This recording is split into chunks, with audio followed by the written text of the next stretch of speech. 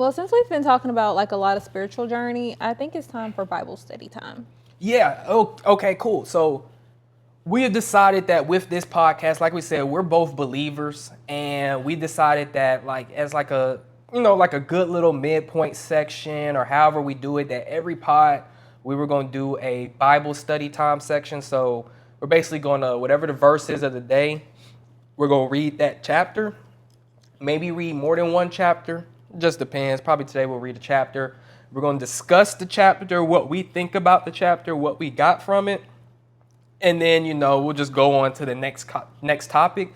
But we were both talking about, like, we're believers. We feel like it's good for, people to know where we stand with the Lord, where we stand with Jesus. Also for you guys to hear the word, whether you believe in him or not. And just to have like a 5 to 10 minute section, just giving it to God for the podcast so you guys can understand.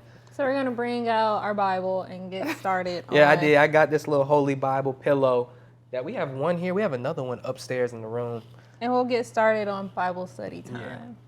Yeah. So this verse and chapter, we will be looking at Lamentations 3. I am reading from the NIV version. That is the New International Version.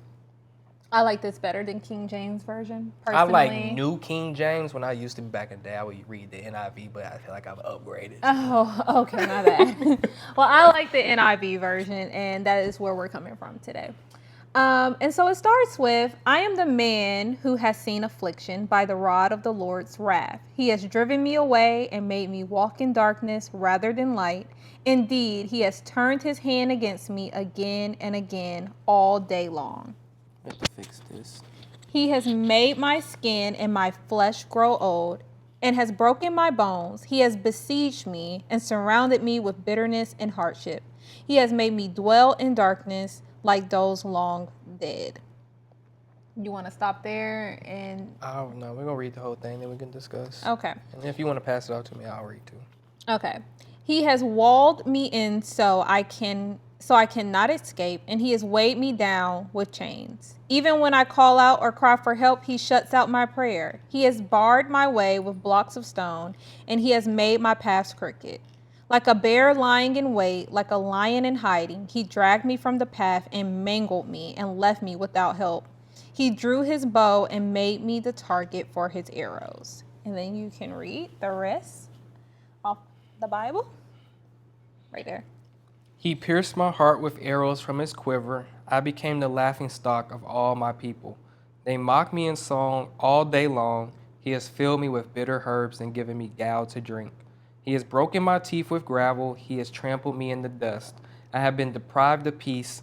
I have forgotten what prosperity is. So I say, my splendor is gone and all that I had hoped from the Lord. I remember my affliction and my wandering, the bitterness and the gall. I well remember them, and my soul is downcast within me. Yet this I call to mind, and therefore I have hope. Because of the Lord's great love, we are not consumed, for his compassions never fail. They are new every morning. Great is your faithfulness. I say to myself, the Lord is my portion, therefore I will wait for him.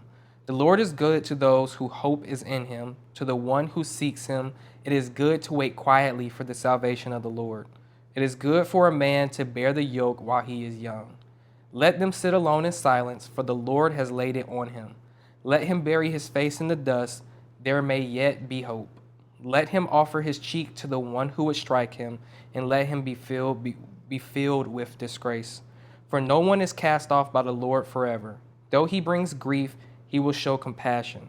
So great is his unfailing love, for he does not willingly bring affliction or grief to anyone. To crush underfoot all prisoners in the land, to deny people their rights before the Most High, to deprive them of justice, would not the Lord see such things? Who can speak and have it happen if the Lord has not decreed it? It is not from the mouth of the Most High that both calamities and good things come. Why should the living complain when punished for sins? Let us examine our ways and test them, and let us return to the Lord. Let us lift up our hearts and our hands to God in heaven and say we have sinned and rebelled, and you have not forgiven. You have covered yourself with anger and pursued us. You have slain without pity. You have covered yourself with a cloud so that no prayer can get through. You have made us scum and refuse among the nations. All our enemies have opened their mouths wide against us. We have suffered terror and pitfalls, ruin and destruction. Streams of tears flow from my eyes because my people are destroyed. My This is a eyes long will flow chapter. unceasingly without relief until the Lord looks down from heaven and sees. What I see brings grief to my soul because of all the women of my city. Those who are my enemies without cause hunted me like a bird. They tried to end my life in a pit and threw stones at me.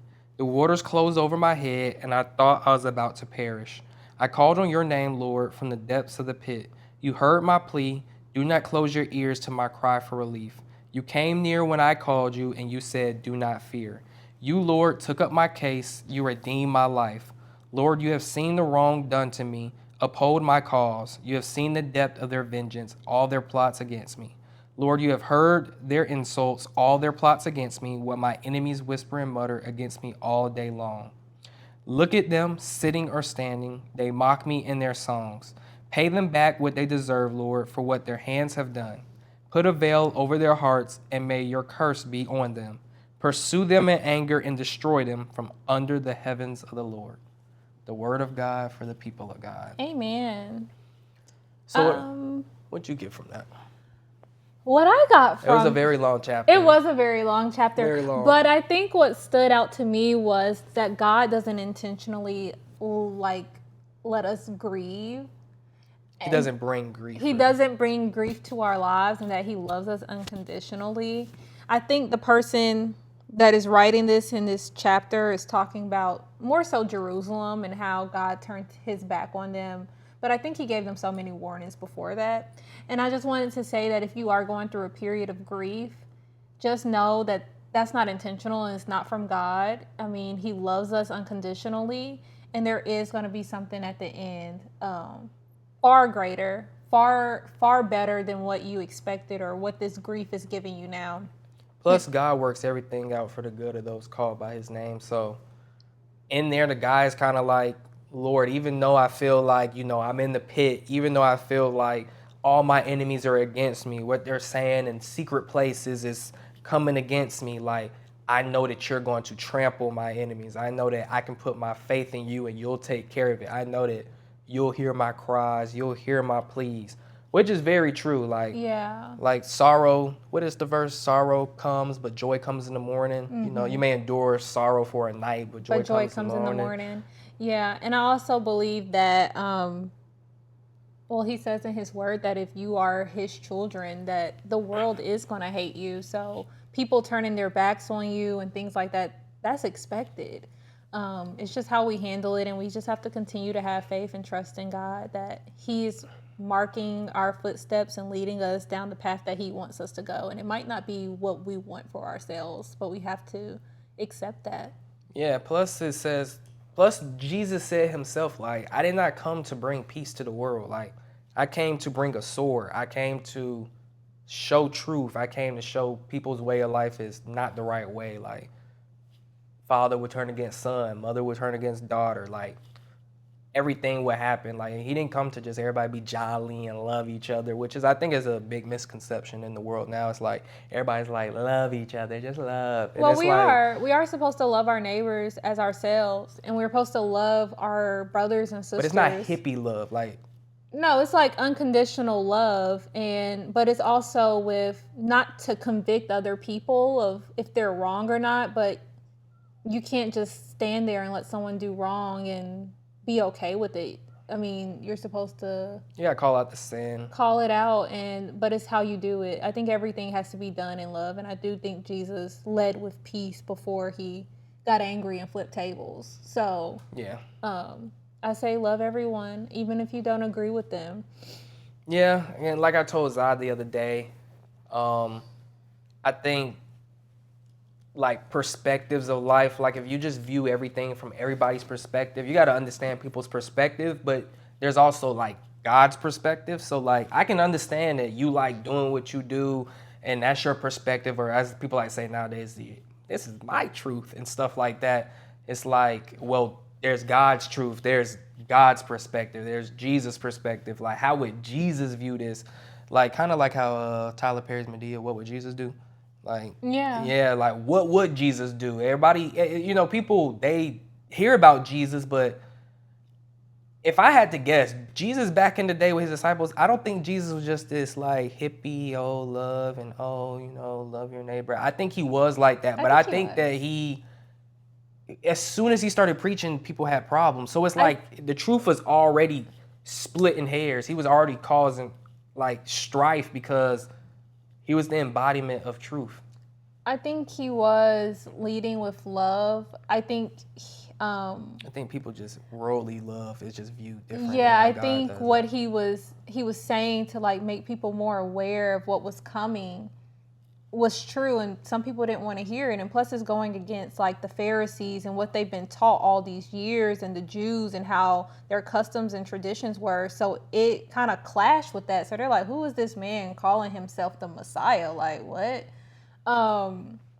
And so I think that's where everybody kind of like, we're kind of clashing heads. But I do believe that you should lead with love. You should continue to love your neighbor.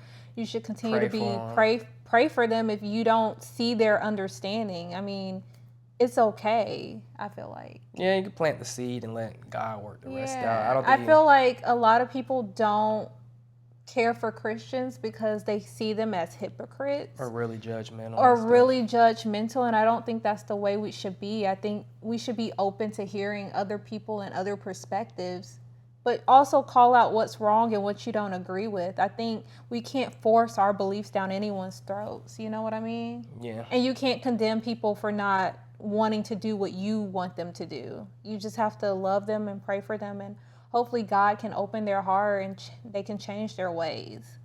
So this is our Bible study, and we hope you enjoyed it. And we hope you guys have your own Bible study, whether it's every day or once a week, 3 times a week, setting a little bit of time aside to just read the verse of the day, read the chapter from the verse of the day, because I think Zai does her Bible study, I do my Bible study, and then like Wednesdays or Fridays, we'll do Bible study together. Mm-hmm. But as separate people in the marriage, it's like we do have to still do Bible study individually, because I just, you got to do it that way. I know a husband's prayers can cover a multitude of sins, and I know my prayers for Chad can cover a multitude of sins. But I can't rely on Chad to get me there to the pearly gates, and he can't rely on me because it says that everyone has to bear their own cross and carry their own cross. And so that's what we mean by having that spiritual relationship with God individually and then coming together, being equally yoked in one and having that together. I would say, like, for our marriage, whenever, we venture off or we get mad or we don't see eye to eye, I think that us believing in Jesus, it's like we'll go to Jesus and be like, Lord, like, just show Zai what I'm seeing. I pray. Like, if Chad said something and it really hurt my feelings, I'll go to God and I'll pray and I'll pout, be a girl. And then, like, literally, not lying, like 30 minutes to an hour later, Chad comes in the room and he apologized and give me kisses. And I'm like, okay. Yeah, because the Lord be tugging at me. Like, I'll be in my way, like, nah, I'm mad, Lord. Like, I got an attitude, or like, and he'll be like, you need to go in there, show her some love. And I'm like, Lord, okay. Like, and I do the same thing. If I know I've like irritated Chad or like pushed buttons, I'm like, I get convicted and I'm like, let me go apologize and take accountability. I think we both do that. Take accountability. But that was our Bible study time. So I hope you guys enjoyed this. Like I said, we're going to do this every podcast episode. I think it'll be good for us too, just to read our word every podcast or whatever day we decide to, It'll hold us accountable for sure. Yeah.